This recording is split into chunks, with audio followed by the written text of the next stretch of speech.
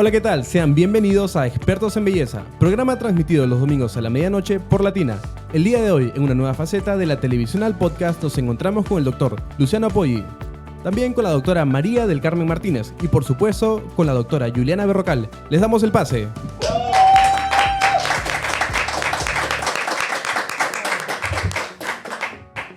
¿Qué tal? Hola con todos, estrenando nueva faceta, haciendo este podcast. Creo que tenemos un tema súper entretenido el día de hoy, pero primero voy a presentar o que se presenten nuestras doctoras de este programa que van a explicarme a mí hoy día un montón de cosas que justo ya les voy a ir adelantando las preguntas porque vamos a hablar hoy día de obesidad, piel y flacidez. Entonces tengo acá a mi costado a Mari Carmen Martínez. ¿Cómo estás? Doctora, preséntese por favor. Bueno, usted. soy la doctora María del Carmen Martínez con 17 años de experiencia en cirugía plástica, estética y reconstructiva. La doctora Juliana Berrocal. ¿Cómo están? Bueno, yo soy la doctora Juliana Berrocal y nada, feliz de compartir con ustedes con más de 10 años de experiencia también todo lo que viene a ser medicina estética. Bueno, yo soy el doctor Luciano Poggi y me encargo de hacer cirugía bariátrica y cirugía general y gastrointestinal también. Regresando al tema del día de hoy, tema no puede ser más interesante para mí porque yo creo que el día de hoy yo voy a aprender más, así igual que ustedes que están viendo este podcast, porque vamos a hablar de obesidad y vamos a hablar de flacidez. Y este es un tema bien común que veo yo en el consultorio y son cosas que específicamente nosotros los cirujanos bariátricos que nos dedicamos a ayudar a los pacientes a tratar la obesidad no tratamos específicamente. Y la primera pregunta siempre es, cuando un paciente, una persona tiene flacidez, ¿en qué momento se previene esto en el proceso de un paciente que llega con obesidad, ¿no? Y los pacientes que llegan con obesidad siempre vienen tratando de entender qué buscan primero, ¿no? La parte estética, la parte plástica o un tratamiento justamente quirúrgico, ¿no? Y yo creo que esta es una de las ventajas de trabajar en equipo y poder tener esta referencia de escoger lo mejor para el paciente. Entonces, cuando llega un paciente con obesidad y flacidez, María Carmen, ¿qué es lo primero tú que ves o enfocas en estos pacientes? Bueno, en realidad pregunta interesante. Definitivamente nosotros a todos los pacientes que van a pasar consulta les preguntamos peso y talla para calcularles el índice de masa corporal. Hoy en día, a diferencia de repente hace 5 o 6 años antes de pandemia, que la gente de repente no era tan consciente de los riesgos que trae la obesidad, ya que en COVID mucha gente eres obeso, te mueres en COVID, ¿no? Entonces creo que a raíz de eso la gente tomó mucho más conciencia y bueno, y también ha sido un disparo de todo lo que es la cirugía bariátrica, ¿no?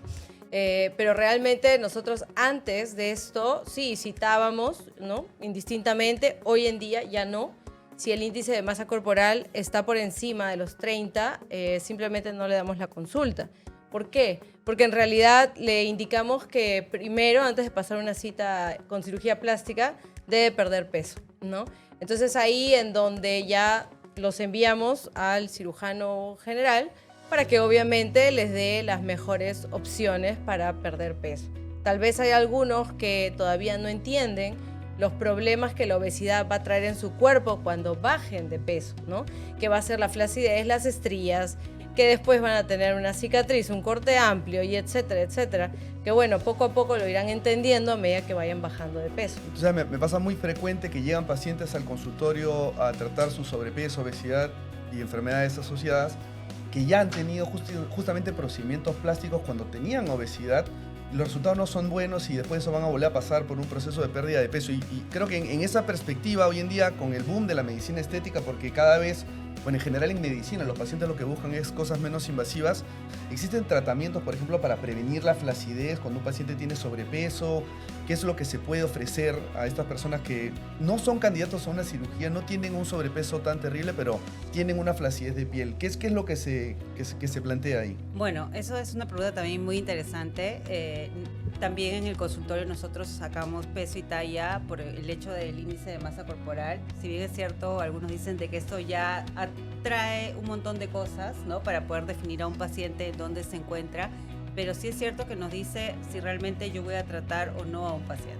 Si el paciente está en obesidad, definitivamente tiene que ver con el especialista para verlo y obviamente no tratamos. Si es un paciente que tiene flacidez, en la parte estética ahora existe varios tratamientos, comenzando desde los bioestimuladores de colágeno que se pueden aplicar, porque si bien es cierto, todos, tanto hombres, mujeres, a partir de los 40 comenzamos a perder colágeno y nos quedamos en 0 colágeno. Y es por eso que tanto nuestra piel como nuestro cuerpo comienza a perder masa muscular. Y ahí vienen tratamientos invasivos se podría decir, porque igual inyectamos a través de una aguja o una cánula lo que viene a ser productos de bioestimulación o aparatología o nueva tecnología, como viene a ser radiofrecuencia fraccionada, radiofrecuencia monopolar, lo que viene a ser a veces láser, que también puede ayudarnos a mejorar el tema de la flacidez. O sea, ¿por qué se produce entonces la flacidez? Porque hoy en día, por ejemplo, vemos mucho la venta y consumo y compra de colágeno que tú has mencionado. Y esto, desde el punto de vista médico, y siempre les trato de explicar a los pacientes, ¿no?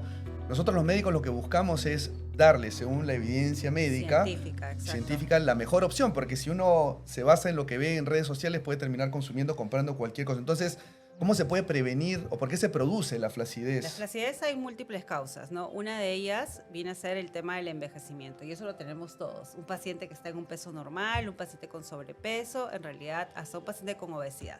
Porque como te digo, ahora, antes se decía que todos envejecíamos a partir de los 28 años. Ahora envejecemos a partir de los 22. Entonces cada vez va siendo menos. Y a partir de los 40 nos quedamos sin colágeno. Por lo tanto, ya esa es una causa. Otra causa es pérdida de peso bruscamente, ¿no? Cuando pierden o hacen dietas muy extremas. La tercera, y que llegan mucho a consulta, es por un tema bariátrico, por una cirugía bariátrica, un bypass, un balón, X intervención que se hayan hecho. Y la cuarta a veces es porque también han sido cesareadas o posparto, lo que fuera, y tuvieron también ahí la mejora de la piel también fue totalmente descalificada, ¿no? Por decirlo así. Y poner este tema de los suplementos de colágeno en los consultorios, ¿ustedes dan esto? Yo no lo recomiendo porque no hay evidencia científica, y como les digo a mis pacientes, si tuviéramos que dar por vía oral colágeno, mínimo, pues me tendría que consumir unos 100 frascos de colágeno al día, y cosa que es imposible. Yo tengo una pregunta para Juliana, a ver, ya que estamos hablando del tema de la flacidez y de repente un tema donde siempre choca el cirujano plástico con el médico estético, ¿no? El punto de, por ejemplo, tú hablaste de bioestimuladores. Yo creo que ¿dónde está la delgada línea roja en la que está el breakdown, ¿no? Como que divides, oye, este paciente puede entrar a un tema de bioestimulador o no, ¿sabes qué? Tienes que ir a cirugía plástica.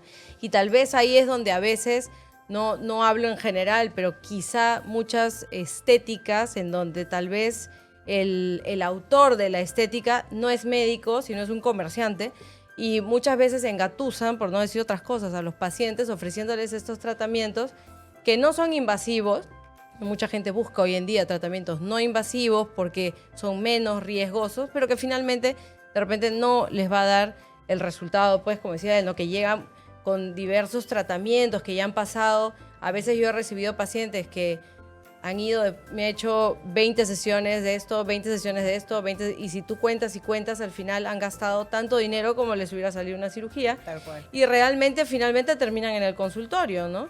Y tú dices, entonces, ¿dónde está la delgada línea roja, ¿no? En donde tú le dices al paciente, ok, yo realmente te puedo ofrecer un tratamiento estético, o sabes que olvídate, ándate al cirujano plástico y que te corten la piel que está colgada. Tal cual. Primero es la evaluación médica, por eso es súper importante, y hablar con nuestro paciente realmente lo que necesita, ¿no? Entonces, ante todo, la ética, como se dice. Como bien tú lo has dicho, lamentablemente a veces la medicina estética está mal vista por eso, porque se ve como que vender, vender y vender, y no es así, porque ante todo somos médicos y lo que hacemos es darles un tratamiento para mejorar su salud, su estética, su belleza y todo lo demás. Entonces, si un paciente me viene, por ejemplo, luego de una cirugía bariátrica que ha bajado más de 40 kilos o 30 kilos y yo veo de que no es flacidez, sino que es un colgajo de piel, obviamente que yo no le voy a dar ningún tipo de tratamiento y le voy a necesitar, mira, tú necesitas una abdominoplastía y te voy a derivar a cirugía plástica porque realmente yo no voy a poder mejorar. Así me diga, doctora, pero es que yo no quiero operarme porque no es seguro o lo que fuera, eso no va a tener una solución conmigo porque por más frascos de bioestimuladores de colágeno o aparatología que le ponga, no le voy a poder revertir esa flacidez. Igual en el área facial. Tengo pacientes que también a veces, ahora están muy de moda los análogos GLP-1, GLP-2, y que también han bajado demasiado de peso, 20 kilos por ejemplo, y que la piel la tienen muy flácida. Ya es una piel que necesita, yo misma cuando los veo, es un lifting quirúrgico o algún tipo de tratamiento quirúrgico. y son pacientes que les tienes que explicar que por más de que se coloquen, así sea jeringas de hialurónico o hilos tensores, no les va a mejorar el rostro como ellas quieren. Entonces, definitivamente sí, hay un sesgo bien marcado, pero yo creo que eso va a depender mucho de la evaluación médica y la evaluación clínica que se haga al momento de ver al paciente. Sí, y en realidad, mira, hasta nosotros entre cirujanos plásticos hay debate, porque sale mucha máquina, sale mucha tecnología, todo el mundo quiere decir yo estoy a la vanguardia, yo tengo la máquina, yo tengo la otra, ¿verdad?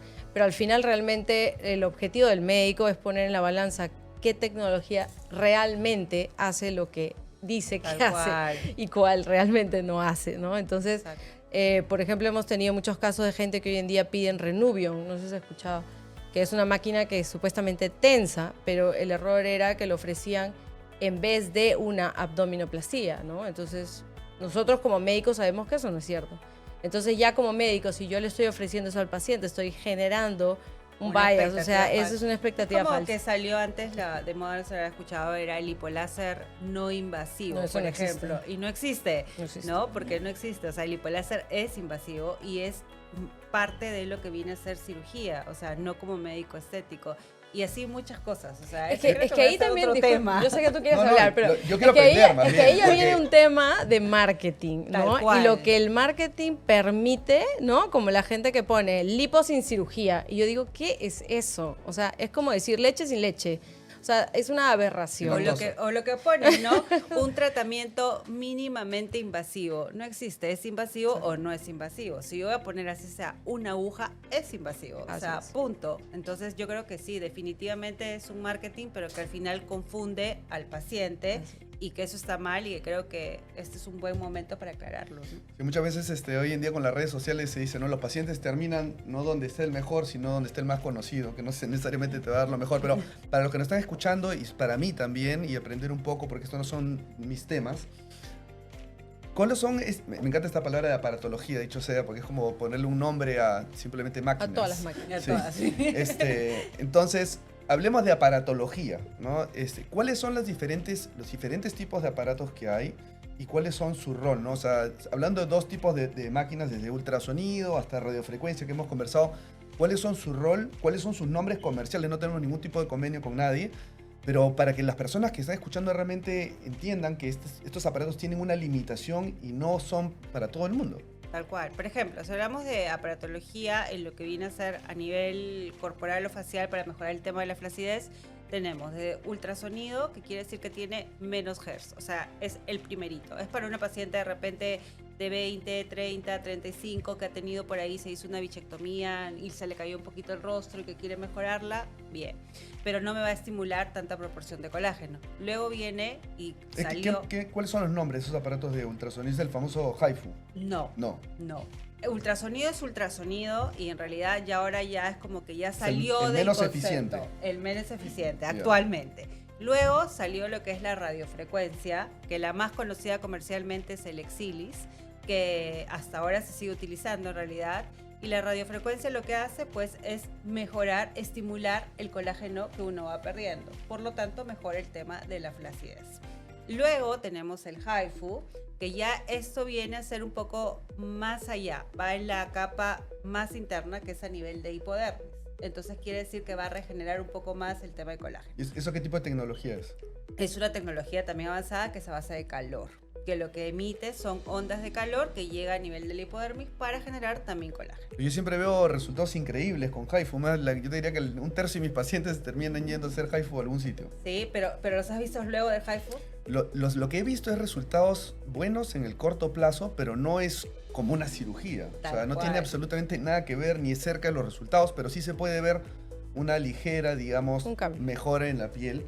Pero a la par creo que el problema es cuando los pacientes recurren a estos aparatos y no entienden que tienen que continuar con un estilo de vida saludable y que los resultados que puedan tener en el corto plazo, si es que obviamente no tienen un seguimiento o una dieta adecuada, un estilo de vida bueno, O sea, se pierde. Ahora, lo otro que sigue es lo que es radiofrecuencia fraccionada, que era lo que te conversaba antes, que son las microagujas, que ahorita también va muy bien y es un tratamiento más médico. Lo anterior en realidad son aparatologías que lo puede utilizar una persona que esté capacitada, obviamente, pero ya radiofrecuencia fraccionada sí son microagujas que ya hay que comenzar a trabajar y que también mejora ahí la flacidez. Y láser, que también se puede utilizar porque también llega a nivel de capas de poder. ¿Qué pasa con todo ese tipo de aparatologías? Ya vemos a todas aparatologías, que todas estimulan colágeno. Entonces, ¿qué pasa si un paciente ya pasó de los 40? No tienes colágeno. Entonces, ¿qué vas a estimular? Nada. Y es por eso que llegan muchos pacientes a mi consultorio, llegan varios que me dicen, doctora, ya me he hecho 10 sesiones de HIFU, 10 sesiones de radiofrecuencia, pacientes 50 años y no veo ningún resultado. Vi los resultados por 2 meses y me dijeron que me iba a durar 1 año y no me duró así. ¿Y qué sigue ahí? Es que lo que primero que tengo que hacer es colocar, si es una paciente que tiene 50 y tiene una flacidez marcada, obviamente que la voy a derivar a cirugía plástica porque no voy a hacer nada con ella y como dice, gastó su dinero con un montón de tratamientos y al final no vio ningún resultado. O lo siguiente es, si es una paciente que todavía es joven, que no ves una flacidez tan marcada, es explicarle que como ya no tiene colágeno porque ya pasó la barrera de los 40, necesita un bioestimulador de colágeno inyectado y luego de eso puede hacerse este tipo de aparatologías y ahí sí va a haber una mejoría. El mejor aparato para mejorar la flacidez, ¿cuál sería? ¿Usas tú también aparatos? Uso aparatos básicamente para lipo, pero no externos, no. Para mí actualmente la radiofrecuencia fraccionada está yendo muy bien, en realidad. Bien. Pero flacidez leves, o sea, yo diría flacidez tipo 1, tipo 2, ¿no? O sea, si es un colgajo de piel, definitivamente cirugía. O sea, eso sí, no. Yo en esa parte sí soy tajante. Si me dan, doctora, pero yo no quiero operarme, lo siento, yo no puedo. Es impresionante la aversión que hay de los pacientes por la cirugía, ¿no? Yo por lo menos en los pacientes bariátricos que se han operado, yo diría que mitad. Hay una mitad de pacientes que están ansiando operarse, hacer una abdominoplastía o algún tipo de tratamiento quirúrgico, y hay una mitad que absolutamente no. Pero creo que lo bonito y lo interesante son los argumentos de cada lado, ¿no? Unos no quieren más cirugía simplemente, otros creo que hablan y esto es una cosa bien personal de cada uno de estos pacientes, ¿no? Que dicen, yo vivo con orgullo mis colgajos de piel, es mi marca de acordarme por lo que he pasado, de haber perdido 30, 40 kilos, y hay pacientes que viven con licras, fajados, y eso es otro problema, porque una vez la indicación ya no es estética, sino también es médica, ¿no? Estos pliegues de piel, los pacientes pueden hacer hongos, infecciones, y terminar con problemas incluso mucho más severos. Entonces, y hay este grupo de pacientes que más bien sienten que la cirugía plástica y hacerse una abdominoplastía después de la cirugía bariátrica es como y esto yo más hacia donde me inclino es el cierre de un ciclo de concluir una lucha contra una enfermedad tan terrible como la obesidad y tan poco comprendida hasta el día de hoy, que básicamente les da esa sensación de ya construí mi vida, tengo un peso estable y me deshago de estos colgajos de piel, y que muchas veces dificulta incluso para la ropa, ¿no? Y a veces se sacan 2-3 kilos de piel, ¿no? O más. Bueno, en realidad, mira, el tema de la cirugía a todo nivel es un tema controversial, ¿no? Así como hay gente como tú mismo ves que después de la cirugía bariátrica no quiere hacerse una cirugía estética, hoy en día también hay muchos pacientes que tú les dices, haz una cirugía bariátrica y te dicen, no quiero hacerme una cirugía bariátrica. ¿Por qué? Porque han visto amigos, han visto familiares, ¿no? Y dicen, mira, han bajado un montón de peso, pero tienen problemas que se les cae el cabello, mala absorción, tienes que estar recibiendo vitaminas constantemente, tienen problemas neurológicos, etcétera, ¿no? O sea, excusas van a haber infinidad, ¿no? Entonces, hoy en día, por ejemplo, con las alternativas de las ampollas y todo esto, bueno, que les está dando un nuevo panorama, una nueva visión, sobre todo que ahora ya están entrando más a Perú, ¿no? Porque antes era un poco limitado a Estados Unidos y a otros países, pero en Perú creo que ahora ya hay más variedad. Y bueno, están viendo otras opciones, ¿no? Yo creo que cuando el paciente bariátrico ha bajado mucho de peso, o sea, estamos hablando de pacientes que han perdido 30 kilos, 40 kilos, es que se les cae todo. O sea, vamos, no es solamente el abdomen, es la cara, es las mamas, es los brazos, es las piernas, o sea, es por todas partes. Entonces van a la consulta con todo chorreado y realmente es, ok, ¿qué me hago? ¿No? Entonces tú le dices, mira, en una cirugía no te puedo hacer todo. O sea, 3 cirugías. Dios mío, entonces ven su presupuesto, pero ya gasté una bariátrica, entonces bueno, de repente me hago lo que más me molesta, de repente el abdomen y las mamas, pero también quiero los brazos. Entonces, hagamos un plan, ¿no? Entonces, yo lo que les hago es un esquema, 2 años, ¿no? O sea, mira, acá vamos a hacer esto, dependiendo de cómo está tu hemoglobina, tú sabes que muchos hacen anemia, entonces, ok, mira, dependiendo de cómo esté, vemos qué podemos hacer y vamos avanzando paso a paso en el camino, ¿no? Y de repente por ahí se pierden y de repente después regresan después de 2 años, 3 años, o sea, pero en fin, ¿no? O sea, todo va a ir de la mano de lo que ellos más necesiten y del tema de su economía. Aparte, el otro tema que tenemos nosotros en este país, a diferencia de repente de países anglosajones y todo, es la calidad de piel. La calidad de piel de nuestros pacientes ¿Pero es no mala. tiene mala piel? Pésima. Sí, Pésimo. mala piel. ¿Es por nuestra dieta? No, no tiene nada que ver con la ¿Nuestra rica dieta. comida? No, no tiene nada que ver con la comida. Es el tipo de piel. O sea, más que yo quizá lo pueda saber y cualquier dermatólogo te lo puede decir. La calidad de piel depende mucho de la pigmentación. La pigmentación que tiene yo diría el 60-70% de los peruanos no es tipo 1. O sea, No. tipo 1 es el que va a la playa, se pone rojo, Tal nunca cual. se broncea. Ese va maravilloso. ¿Dónde la conoces? Noruega, Escandinavia, ¿no? Dinamarca, Canadá, ok. Pero en Perú tenemos una piel pésima, entonces la calidad de la cicatriz generalmente va a ser mala. Eso no tenía ni idea. ¿Y a qué vamos? Cicatrices que generalmente se pigmentan. O sea, lo principal es la pigmentación. Se Pero va es a que poner somos generalmente, oscura. todos los latinos generalmente somos fototipo 3-4. Así es, Y esos correcto. fototipos 3-4 en realidad es una piel que siempre va a evolucionar hacia algo mal, como bien dice. Y Así lo es. primero es la pigmentación. Entonces, Así es. cicatrices Se va a y manchar. todo eso igual se va a Las manchar. Entonces la piel cicatrices se va... hiperpigmentadas, ¿sabes? Color más oscuro, más así marcado. es, se vuelven más oscuras, van a tener tendencia a volverse queloides o a volverse una cicatriz hipertrófica. Entonces, todo eso el paciente a veces lo malentiende, ¿no? Es como que, mira, a mi amigo le han dejado una cicatriz negra, una cicatriz gruesa, lo han operado mal, ¿no? Entonces, ese tipo de conceptos y que lamentablemente a veces los mismos médicos somos los que los transmitimos, ¿no? Porque un paciente así dice, uy, no, tengo que pasar varias consultas a ver qué ha pasado, ¿no? Y le dicen, tengo operado mal, tengo operado mal, tengo operado mal. Entonces, la realidad es que, oye, tu cicatrización es mala. Entonces, hay que explicarles eso. Y cuando les comienzas a explicar eso, ¿qué te dicen? Enséñame fotos de otros pacientes. Y tú comienzas a enseñar las fotos y dices, queda la marca, queda la huella. Uy, no, entonces mejor no me opero. Me quedo con mi colgajo y soy feliz amarrándomelo, como buen japonés. Porque en Japón está prohibido hacer cortes de colgajos en cirugía plástica. Sí, porque he tenido varios ¿En serio? pacientes que han venido de Japón y está prohibido que se los hagan. Sí, bueno, esto pero de cicatrices coloides, yo no sabía que los peruanos teníamos mal la piel, o el fototipo, 3-4 voy a ir a estudiar después esto.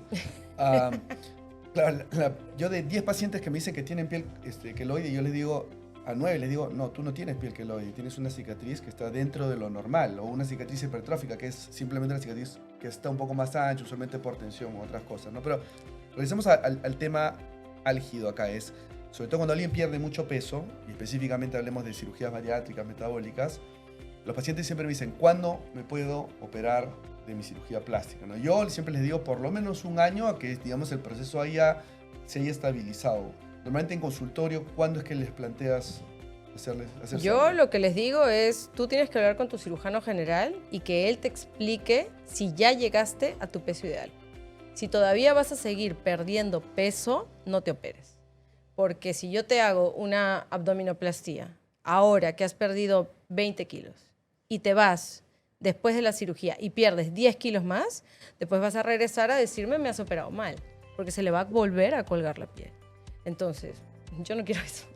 Entonces, obviamente, Tal cual. tienes que bajar de peso hasta que ya se haya estabilizado y tú mismo mantenerte ahí, ¿no? Y ya de ahí te puedes hacer la Sí, cirugía. por eso yo por lo menos digo mínimo un año, que es más o menos cuando el peso ya se ha estabilizado. Pueden haber cambios igual de la composición corporal en el pasar del tiempo, pero por lo menos un año. ¿Existen algún tipo de vitaminas o suplementos nuevamente que den para ayudar a los pacientes en el postoperatorio de una cirugía plástica o algún tratamiento estético? En realidad no, con el tema de vitaminas, yo, bueno, no sé cómo le dirán ustedes, pero yo sí también me guío mucho por el tema de los avales científicos y todo eso. Y en realidad, si vemos, no hay muchos papers o mucho aval científico en cuanto a vitaminas, ¿no? Entonces yo le digo al paciente cuando me dice, doctora, tomo tal vitaminas y al final te relata como 20 vitaminas que consumen al día. Entonces, lo que yo les digo es, bueno, si te sientes bien con eso, síguelas tomando, ¿no? Bueno, Pero en yo realidad- particularmente he visto a mucha gente que se mete vitamina C endovenosa. Y cuando me dicen eso, yo le digo, vas a perder tu plata. Pero bueno, si quieres hacerlo, es un placebo, o sea, sé Por eso te digo, feliz si te inyectándote, gusta, ¿no? si te ves bien, si te sientes bien, síguelo haciendo. Sin embargo, si no... No, yo les digo que no se lo hagan, de verdad. Porque la vitamina C, la verdad es que no tiene un impacto grande, a pesar de que hay estudios en pacientes, por ejemplo, grandes quemados, Sí. ¿no? Pacientes malnutridos. Pero el paciente de a pie, el común, no. Ni siquiera el paciente con cirugía bariátrica. Sí puede tener déficit de vitamina C por algún tipo de cirugía específica, pero esto no necesita un tratamiento de vitamina C, como hoy en día vemos en un montón de lugares que se ha puesto además de moda el tema del anti-aging, incluso de vitamina C, que es un antioxidante, y la verdad, en el fondo es más marketing que otra cosa, ¿no? Sí, y lo que las personas a veces no saben es que la vitamina C usualmente se da con cloruro de sodio, y cuando a ti te inyectan cloruro de sodio te genera un bienestar, te sube la presión, entonces las personas creen que después de recibir un poco de vitamina C, es la vitamina C que está ahí funcionando, ¿no? Pero tiene indicaciones muy puntuales, ¿no? Y siempre recuerdo en cáncer, en algunos tipos de cáncer, en algunas enfermedades reumatológicas y las otras que he mencionado, pero luego de eso, al final termina siendo más tema de marketing, como estamos conversando. Sí, o sea, realmente, como tú mismo dices, no hay evidencia científica de que indique de que estas vitaminas realmente mejoren lo que ellos dicen que mejoran, ¿no? La Pero piel. es la bien calidad común de la verlo en consultorios de por cirugía supuesto. estética, de medicina estética, cirugía plástica, o ahora esto que está de moda, el anti-aging. ¿no? Hay hasta shots, te cuento. Hasta shots. Shot de cócteles. No, yo, por lo menos en la clínica en la que yo Hay trabajo, de todo, en la hay de clínica en la todo. que yo trabajo hemos visto varios pacientes con intoxicación, Sí. con, digamos, hepatitis post infusión de vitamina C, con trombosis básicamente de las venas por la vitamina C que les inyectaron. Entonces esto no es un juego, ¿no? Y la realidad es que se toma muy a la ligera esta idea de, yo creo que todos queremos vernos siempre bien y envejecer lo más lento que podamos, Claro, pero termina siendo pues el problema es que, por ejemplo, contraproducente. eso que tú nos estás contando ahora de las trombosis, de vitamina C, que no sé qué, nadie lo dice. O sea, Yo lo digo. tienes Muy que bien. decirlo en Canal 2. así, o sea, que- Preguntas del público. Doctores, tenemos preguntas del público. La primera pregunta para el doctor Luciano. ¿Qué pasa si no me quito la piel sobrante? ¿Es solo estético o puede afectar mi salud? No, y siempre le digo a los pacientes que puede afectar la salud, ¿no? Pero yo le digo a los pacientes que esto es, nuevamente, como había mencionado, pero esto es una decisión bien personal. Y si el paciente no tiene problemas de piel, que digamos tenga heridas en la piel, tenga infecciones por hongos, que puede pasar porque la piel se puede macerar o acumular humedad en esa zona, y está ok, yo digo, no es obligatorio operarse, pero muchas veces termina siendo un proceso de cierre de un proceso, digamos, de haber perdido peso, ¿no? Entonces, es ambas cosas, ¿no? Puede tener una indicación médica, o como puede ser más un tema estético puramente, cualquiera de las dos está bien. Yo creo que lo importante es que la persona esté contenta con la decisión que haga. La pregunta que siempre me hacen es, si pierdo 30 kilos voy a necesitar esto, y como la doctora Martínez temprano dijo, es muy probable que perdiendo 30 kilos hay una gran flacidez, y las únicas maneras que nosotros tratamos de prevenir esto es con gran aporte de proteína, con ejercicios de fuerza para que obviamente la piel se reduzca de otra manera, pero muchas veces aún así igual los pacientes terminan con una gran flacidez que puede tener una indicación médica, sobre todo si hay infecciones. Ahora tenemos una pregunta para la doctora Juliana Berrocal. ¿Hay algo que pueda hacer para mejorar la piel floja del abdomen sin agujas y sin cirugías? La piel floja, bueno, la piel flácida debe ser, ¿no? La piel flácida en el abdomen, sí, bueno, se puede mejorar. Acá es básicamente la evaluación del paciente. Si no tenemos evaluación del paciente, yo no puedo decirte si realmente eres candidato para algún tipo de aparatología. ¿Existe sin agujas aparatologías? Por supuesto que sí. Radiofrecuencia, existe lo que viene a ser la radiofrecuencia fraccionada, existe lo que viene a ser el HIFU, existe inclusive lo que viene a ser láser. Pero hay que ver tu grado de flacidez para, de acuerdo a eso, saber si es que realmente eres candidato para medicina estética o para cirugía. Entonces, va a depender mucho de la evaluación. Por último, para la doctora María del Carmen Martínez, nos preguntan, ¿la cirugía para eliminar la piel flácida deja muchas cicatrices? Bueno, definitivamente va a dejar una cicatriz. Todo corte que se realice en el cuerpo humano va a dejar una cicatriz. Y eso es inevitable. Ahora, ¿qué pasa? Que hay zonas en donde esas cicatrices las podemos ocultar. como por ejemplo la abdominoplastía, ¿no? Sobre todo en un hombre que va a usar un short de ropa de baño, ¿no? En donde le va a quedar la pretina más o menos a la altura de la cintura, puede ocultar su cicatriz tranquilamente. Pero en el brazo es imposible. O sea, si yo tengo que hacer una braquioplastía con un corte que va a venir desde el codo hasta probablemente la zona lateral de la mama, yo no le puedo decir a ese paciente que va a poder ocultar esa cicatriz, sobre todo cuando llegue el verano y quiera usar su BBD o se quiere ir a la playa, ¿no? Entonces, todo eso hay que explicarle al paciente. Si el paciente lo entiende y lo acepta, bienvenido sea. Y si no, pues lamentablemente no se puede hacer la cirugía. Doctora. Tenemos una siguiente pregunta para el doctor Luciano. ¿Hay alguna forma de que la piel se pegue de sola después de bajar de peso? La realidad es que no. O sea, yo creo que depende mucho de la cantidad de peso que vaya a perder el paciente. Y si tuviese que decir yo un factor de riesgo para tener piel más flácida o no, es sin duda alguna la edad y la cantidad de peso que el paciente va a perder. Mientras más joven, es probablemente que la piel va a quedar mejor, como temprano hemos escuchado, mientras más edad tenemos, menos colágeno vamos a tener, entonces la piel no va a regresionar de la misma manera. Y siempre le decimos a los pacientes que tienen que tener una buena dieta y actividad física, ¿no? Para poder hacer que esa piel vaya regresionando a la par que uno está formando masa muscular. Pero es bien difícil asegurarle a un paciente que no va a tener piel flácida cuando la pérdida de peso va a ser grande. Ahora una siguiente pregunta para la doctora María del Carmen Martínez. ¿Cuánto tiempo tengo que estar en reposo si me opero los brazos o el abdomen? Bueno, en realidad esa pregunta es también media controversial porque muchas veces el paciente te dice cuánto tiempo debo descansar o cuánto es el posoperatorio y mucho depende de qué es lo que quieren hacer después. Por ejemplo, va a ser muy diferente si alguien trabaja, no sé, digamos, online, virtual y quiere sentarse en una computadora, o si es profesor de educación física y tiene que regresar al colegio a dar clases de educación física, ¿no? Entonces, el reposo que cada paciente tenga que hacer después de la cirugía va a ser muy relativo en cuanto a qué tipo de actividad quiera realizar después. Generalmente yo les aconsejo un mes. Lamentablemente, en el caso de los brazos, es un problema siempre en la zona de la axila, porque la axila es una zona que tiene glándulas sudoríparas y que por lo tanto afecta la cicatrización. Además que la axila es una zona altamente móvil y tú no le vas a decir al paciente que durante un mes no mueva los brazos. Es imposible. Entonces, generalmente tiende a demorar un poco más el proceso de cicatrización en la zona axilar, por ejemplo, en una braquioplastía, que lo que sería una abdominoplastía normal, ¿no? Pero eso se le explica al paciente y bueno, él mismo tiene que ir entendiendo que es un proceso y que ha sido la mejor opción para el caso y que bueno, se le va a acompañar en todo el camino, ¿no? Doctora Berrocal, aquí en los comentarios nos hacen la pregunta.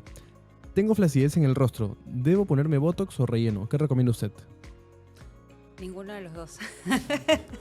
¿Relleno de qué? ¿Relleno de qué, no? Ácido hialurónico será, supongo. Sí, así es.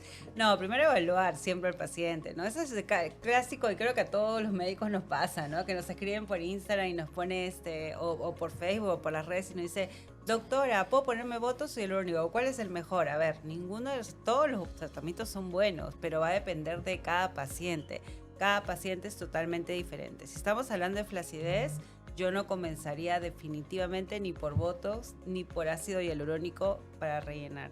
Yo comenzaría primero evaluando lo que es la calidad de la piel, mejorando lo que viene a ser la estimulación del colágeno y luego, posterior a eso, dependiendo de mezclar tecnología con lo que viene a ser productos, ya ver de todas maneras si es que realmente necesita algo más, como puede ser toxina botulínica o ácido hialurónico, pero siempre bajo evaluación médica antes.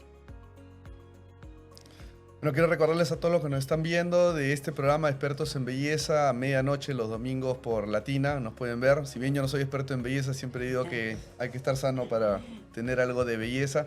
Y seguimos con estas preguntas, es porque el día de hoy en este podcast yo estoy aprendiendo más probablemente que usted esté aprendiendo de sobre todo una pregunta que me hacen mucho los pacientes y alguna vez me ha tocado ver el cuidado post-abdominoplastía, que es probablemente una de las preguntas más comunes que hay, porque los pacientes siempre me dicen, doctor, usted sabe que me operé de abdominoplastía, el doctor me hizo caminar encorvado por un mes, con unas fajas horribles, unas mallas. ¿Cuál es la realidad de este postoperatorio? Los resultados son espectaculares cuando todo va bien, pero ¿qué tan incómodo es para un paciente de una abdominoplastía? ¿Cuánto dura una cirugía en abdominoplastía?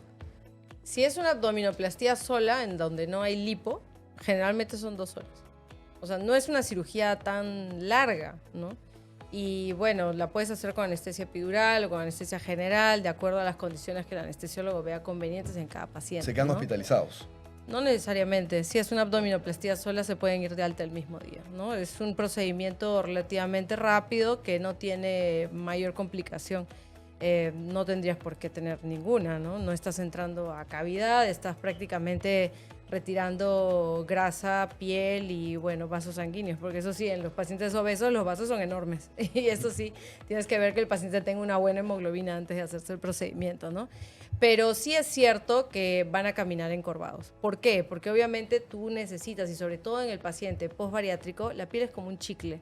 Entonces tú jalas la piel, la estiras, la tensas a donde tú crees que ya llegó y de repente en el postoperatorio lo ves y dices, ¿por qué hay piel suelta? Si en la cirugía daba al máximo. Y es que la piel como que se sigue estirando, ¿no? Y tienen tantas estrías y tienen, o sea, realmente es increíble. Es una piel tan maltratada, totalmente distinta a una piel de una persona normal. Vamos a decir que no ha tenido pues esa baja de peso, ¿no? Entonces sí es importante hacer la mayor tracción posible durante la cirugía. Y para eso tienes que sentar al paciente. Entonces tú lo sientas al paciente. Bajo anestesia, ahí está sentado. Bajo anestesia, por supuesto, claro. Y entonces ahí le das la mayor tensión posible. Claro, ya más de 90 grados no puedes ir, ¿no? Ya no puedes hacer el efecto libre.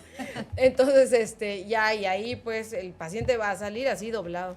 Esa caminada doblado la va a hacer un par de semanas. Después ya solito va a poder incorporarse. Todos no estos hay pacientes, problema. como hay una gran movilización de tejido, todos salen con drenajes. ¿Cuántos días se quedan esos El dren a succión negativa es obligatorio porque tienes una gran área donde ha habido decolamiento y donde hay grandes áreas de espacio muerto, que nosotros llamamos, se puede coleccionar un montón de líquido, un montón de sangre y entonces obviamente no quieres tener hematomas ni seromas en el postoperatorio. Entonces el drenaje se tiene que dejar por lo menos 7 días. Ahora, la condición para retirarlo es que drene menos de 50 cc en 24 horas, independientemente de si han pasado 7 o 10 días, no importa.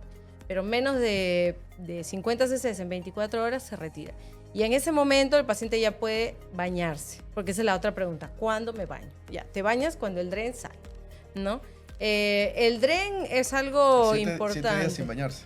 7 días sin bañarse. O sea, se pueden lavar la cabeza, Sí. le pueden hacer Hay que hacer sacrificios. lavadita de No puedo gatitos, pasar un día ¿no? sin bañarme. De esponjita. Bueno, nadie los va a botar de su casa, ¿no? Porque finalmente pues son sus familiares, ¿no? Pero, o sea, no pueden meterse a la ducha, ¿no? Y bueno, y después es el cuidado de la cicatriz, básicamente, ¿no? O sea, cuando no hay lipo, realmente es mucho más sencillo. Cuando hay lipo, ahí sí cambia la cosa, porque ahí tienen que hacer drenajes, tienen que hacer masajes, tienen que hacer más reposo. A lo contrario que mucha gente piensa, que creen que la lipo es más fácil que la abdominoplastía. Yo me voy a hacer lipo porque es más rápida la recuperación. Es totalmente lo opuesto. A mí, yo he escuchado Totalmente lo varios de opuesto. mis pacientes que dicen eso. Yo prefiero 1000 veces hacerme una lipo que una abdominoplastía, doctora, porque pienso que la abdominoplastía va a ser... Que creo que la abdominoplastía sí mucho es el estigma de la cicatriz larga, Sí, pero los tal cual. resultados son infinitamente Sí, mejores que tal cual. la lipo. Ya termina de ordenarme. Entonces, una cirugía puede durar 2 horas un poco más, dependiendo qué tan compleja sea. Obviamente. Si es muy grande la cirugía o larga, quizás el paciente se queda hospitalizado. Salen con drenajes, Así es. que salen quizás al 7º día en adelante. No pueden caminar derechos por... ¿Cuánto tiempo caminan encorvados? 2 semanas. Por 2 semanas. Y después actividades físicas de retorno al trabajo. Actividad física al mes. O sea, a ver, yo para darle de alta O sea, una gimnasio, pesas al abdominoplastía, mes, claro, por lo yo para menos. darle de alta una abdominoplastía necesito que la cicatriz esté 100% cerrada. Y el punto donde a veces se abren es el punto medio, donde es el punto de máxima tensión. No va a pasar a los costados porque la tensión es mínima, pero en el punto en donde has hecho la mayor jalada, ahí sí hay tensión. Entonces, si el paciente, obviamente, no aguanto, quiero estirarme y comienza a jalarse, entonces ahí es donde puede haber un poquito de dehiscencia, ¿no? Y entonces se fastidian porque ven el puntito, el huequito, y dicen, oh, mis intestinos están saliendo por el huequito. Entonces, bueno, ya comienzan a elaborar ideas extrañas en su cabeza, A buscar en el TikTok o en el GPT. Sí, en sí, el sí. GPT. ¿Qué se está saliendo por el huequito? Claro. ¿No? Entonces, nada, no está saliendo nada. Drena un poco de seroma, tal vez un poco de necrosis grasa, bueno, parte del procedimiento, no puedes hacer nada. Pero ese proceso va a durar 1 mes, máximo 2 meses. O sea, después de eso, claro, la faja también, tienen que usar la faja. La faja la van a ir entallando poco a poco, a medida que les va quedando más suelto, la van a ir entallando y van cambiando la faja. La faja inicial es una faja más blanda, después del mes, 2 meses ya cambian una faja dura, de doble tela, ¿no? Eso también es importante. Y bueno, O sea, ¿por cuánto tiempo faja el total? a ver, yo tengo pacientes que usan faja ya toda su vida. Es como que, ¿sabes qué? Me encantó la faja, me acostumbro a la faja y es más, la faja les ayuda a no comer más. Sobre todo, bueno, es más común eso verlo en pacientes que no han tenido una manga, por ejemplo, ¿no? Porque con la manga obviamente se restringen, pero si no tienen el estómago cortado, ellos pueden seguir comiendo. Entonces usan la faja más tiempo para así poder mantener esa presión y evitar comer más de lo que deberían. Yo siempre recuerdo una paciente que operamos de cirugía bariátrica, perdió como 35 kilos en 1 año y me dijo, estoy lista para hacerme mi cirugía de abdominoplastía. Entonces se fue a hacer su cirugía de abdominoplastía, le dije, espera un poco más, pero finalmente se fue a hacer su cirugía de abdominoplastía y regresó a los 2 meses, tan súper bien, y me dijo, ¿cuándo puedo quedar embarazada? ¿No? Yo le dije, desde el punto de vista de cirugía bariátrica son 18 meses, pero un paciente que no tiene cirugía bariátrica, luego de una abdominoplastía, ¿cuándo podría quedar embarazada? Me parece que pierde un poco el propósito, ¿no? O sea, que me imaginaría que las abdominoplastías las indicas más post. Ya completó todos sus partos. Bueno, ese tema es muy controversial, o sea, ya es un tema que realmente, a ver, ¿cuál es la filosofía de una paciente? ¿Qué pasa, no? Es una chica, imagínate una chica de 20 y tantos años que ha tenido 2 hijos, la piel la tiene hecha leña, quiere hacerse su abdominoplastía. Pasan 5 años y se casa otra vez y quiere tener otro hijo.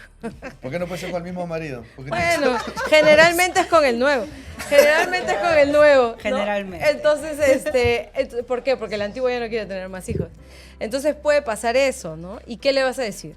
Entonces, dentro de su cabecita a veces piensan, no, si tengo una abdominoplastía ya no puedo salir embarazada. O sea, ¿cuánto tiempo después de una abdominoplastía una paciente podría estar óptima para quedar embarazada? Yo he tenido pacientes, así es la verdad, que han quedado embarazadas durante el proceso de la abdominoplastía. ¿Durante? Durante. Ya, Y pero que han lo venido ideal- al mes o a los 2 meses a decirme estoy embarazada.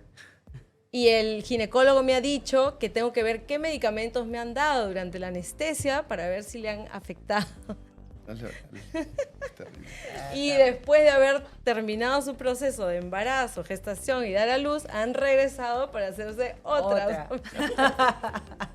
Entonces es muy variable. En Ya, pero lo realidad. recomendable sería, dinos pues lo que queremos Bueno, escuchar. generalmente deberían esperar por lo menos 6 meses. 6 meses. O sea, ya está. O sea, si después quieres salir embarazada o se te escapó, no pasa nada. Ya, bueno, y la parte de flacidez de cara, yo creo que muchas veces las mujeres más jóvenes siempre están un poco más en la de no quieren una cirugía de cara, ¿no? Entonces, sobre todo mujeres que pueden haber perdido peso de 25, 30, 35 años quizás. ¿Qué opciones estéticas hay para estos pacientes?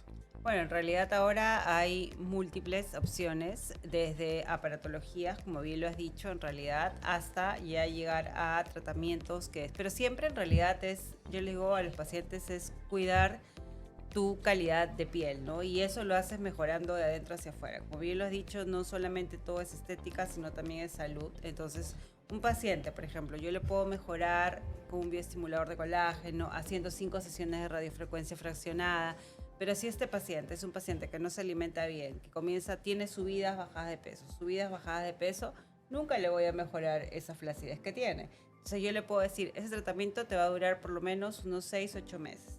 Y pueden ir a los 3 meses y decir, doctora, pero mire, de nuevo tengo la flacidez. Y lo peor de todo es de que en el caso estético no tenemos cómo medir la flacidez. Es difícil medir la flacidez porque es muy subjetivo. No es como una reducción de medidas en donde yo agarro y le tomo medidas con 1 centímetro y tengo parámetros. En el caso de flacidez tenemos lo que es el plinch. Ahí la veía la doctora jalándose así.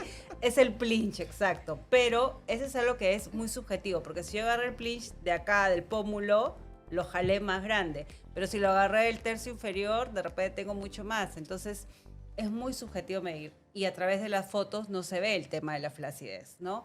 Entonces, es algo de que es muy cambiante, pero siempre hay que saber indicar al paciente por dónde va y que no hay magia en realidad. La flacidez es algo que va a ir apareciendo a medida que uno avanza en edad cronológica y que hay que comenzar desde los tratamientos menos invasivos e ir progresivamente, a menos de que ya sea una paciente que realmente esté afectando su salud, esta flacidez, que también hay. Yo he visto, por ejemplo, en pacientes de que han bajado mucho de peso y el tema de la papada se les ha colgado demasiado. Y en realidad, como tú dices, pueden, en el caso de calor, cuando hay extremo calor, se les da heridas, llagas y todo lo demás. Y eso es una condición quirúrgica. Pero de todos estos aparatos, ¿cuál es usualmente el aparato que más...? En realidad es muy subjetivo porque depende de la edad y del grado de flacidez que tenga el paciente. Pero existe, como te digo, desde las actuales, Ajá. lo que viene a ser el tema de la radiofrecuencia fraccionada y lo que viene a ser siempre, yo digo, con un bioestimulador de colágeno, que es lo que ahorita está en boga. No es que tampoco todo paciente necesite un bioestimulador de colágeno, no, pero sí es algo que necesitamos para mejorar la calidad de la piel. ¿Quiénes necesitan bioestimulador de colágeno? Entonces? Si hablamos de un paciente no bariátrico y un paciente normal, todos ya a partir de los 40 deberíamos necesitar un bioestimulador de colágeno. Todos los presentes. Genial. Y en la parte de cirugía plástica, por ejemplo, tengo algunos pacientes que quedaron bien de la parte abdominal, pero siempre recuerdo que había un paciente hombre que decía, doctor, aquí todo bien, he ido al gimnasio, no me molesta mi piel, pero acá tengo justamente extra piel y la papada, ¿no? Entonces esos pacientes, es mejor la cirugía, o sea, hay un montón de cosas que se ven en redes sociales y no es mi expertise justamente donde ves que los pacientes en un breve procedimiento salen sin papada. Claro, o sea, hay opciones. Realmente la papada tienes que evaluar dos cosas, cantidad de grasa y flacidez, ¿no? O sea, si todavía tiene grasa, puedes darle chance a una lipo. Si ya no tiene grasa y es pura piel, obviamente no le vas a meter una cánula, ¿no? Y ahí tienes que ver opciones. En el hombre en particular, hacer un lifting facial es un drama, porque no tiene cómo cubrir la cicatriz. O sea, en la mujer sí, porque la mujer se tapa y no hay problema, pero el hombre no tiene cómo cubrir la cicatriz. Entonces, por ejemplo, a veces hay procedimientos que se les ofrece que son netamente a nivel de cuello, ¿no? Como hacer incisiones directas en esta zona y van bien. Si lo único que quieren es sacar la flacidez, el pellejito de pavo. Entonces, Espero que no les así a los pacientes en tu consultorio. Sí, pero por supuesto que sí. ¿Le dices así? Por ¿Tu pellejito de supuesto, pavo? claro que sí. Y ellos saben. Y es más, muchos de ellos manejan esos términos que son así como coloquiales, ¿no? Y les gusta porque eso les hace entrar en confianza, ¿no? Sienten que no hay esa como médico-paciente, ¿no? Como uno a veces tiene que jugar un poco con el paciente con esas cosas para que entre en confianza. Y te lo dicen, o sea, he ido a varias consultas y usted me cae bien.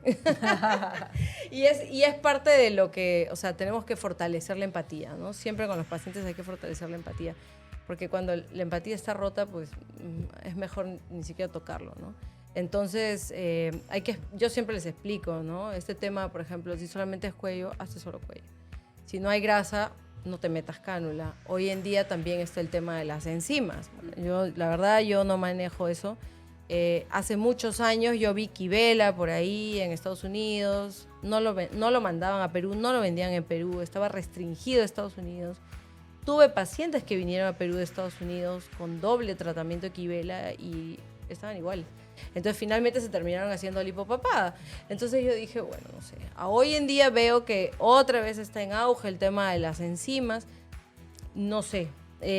Hay que tener mucho cuidado, creo yo, con esto, porque no es que también se lo ofrezcamos a cualquiera. No, claro, ¿no? sí. En el tema ahí de las enzimas te puedo decir de que sí, se ha ido evolucionando. Ahora hay enzimas de segunda generación, antes habían solamente las de primera.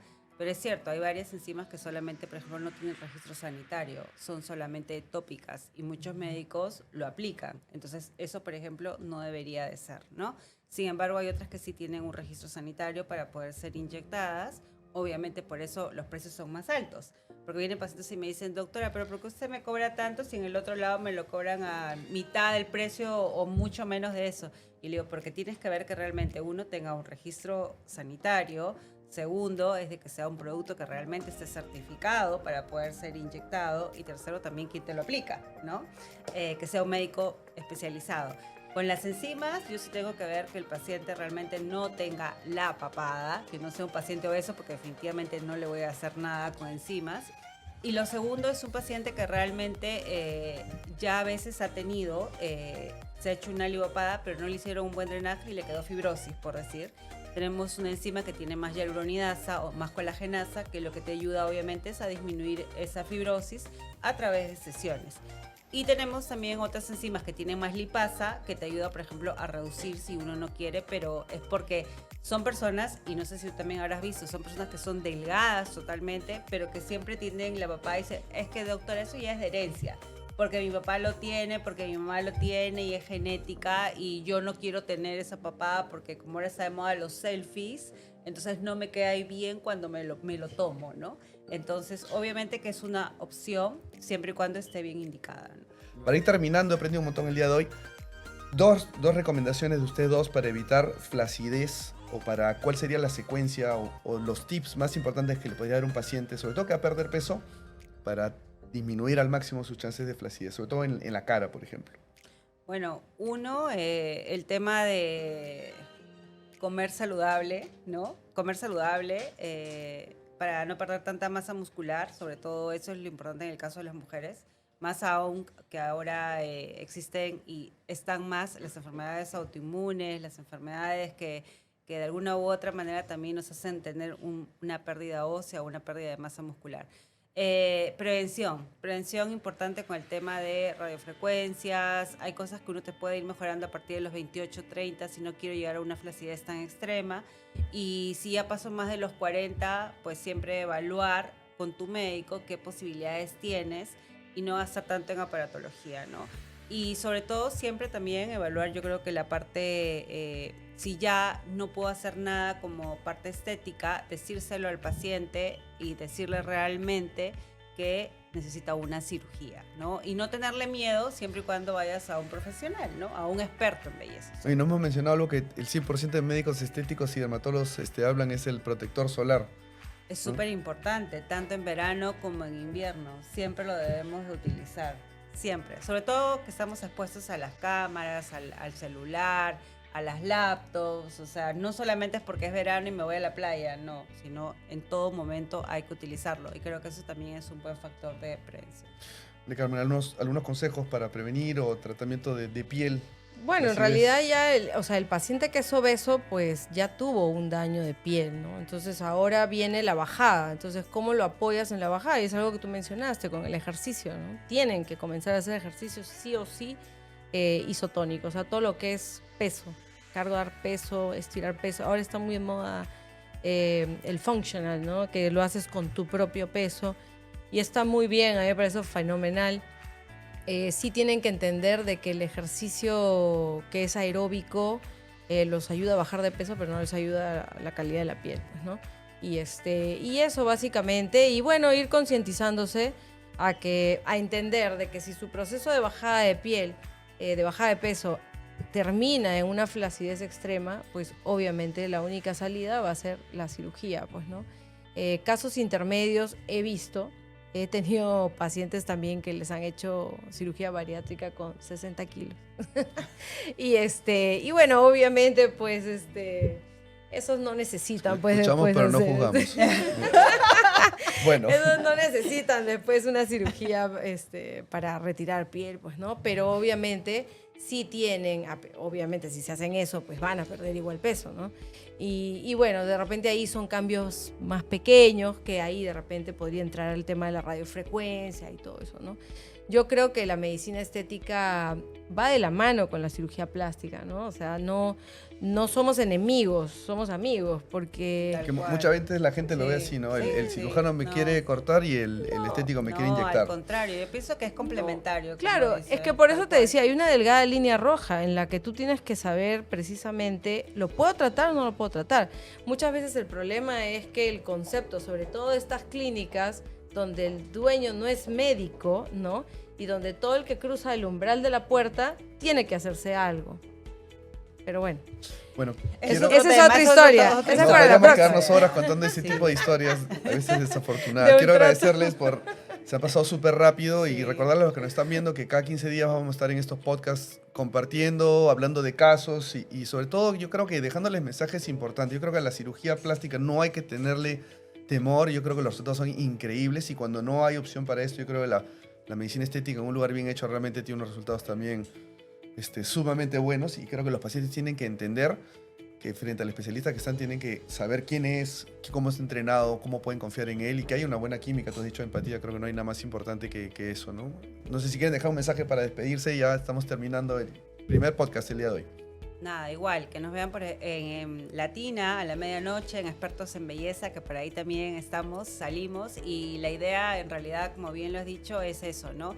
De que somos diferentes tipos de especialidades, pero al final todos somos médicos y vemos pacientes, no clientes, pacientes. Entonces, la recomendación es esa, siempre averiguar sobre tu médico y que el médico también sea responsable en dar un buen tratamiento a cada uno de los pacientes. Sí, bueno, lo ideal sería la prevención, ¿no? Como se mencionó, y prevención implica, imagínate un mundo sin obesidad, sería maravilloso, ¿no? Bueno, hay que ver qué es lo que comemos, ¿no? Hay que cuidar mucho lo que comemos, a qué hora lo comemos y sobre todo qué actividades realizamos que vayan en conjunto con eso para mantenernos sanos hasta donde se pueda. Hasta donde se pueda. Pero sí, yo creo que la prevención es el gold standard, digamos, de esto, ¿no? Porque además que, bueno, ya entramos a otros temas, obesidad significa enfermedad. No es... Alguna vez una paciente que la mandé a bajar de peso me dijo, no, es que cuando bajé de peso me dijeron que parecía enferma. No, estás enferma cuando estás obesa. Y la piel sufre también, es un Así órgano es. también Y eso es algo que la gente comprometido con no la entiende. obesidad. Pero bueno. Bueno, agradecerles a todos, a los que nos han visto. Creo que están súper entendidos, espero que tengan buenos mensajes y nos vemos la próxima. Nos vemos la próxima. Listo.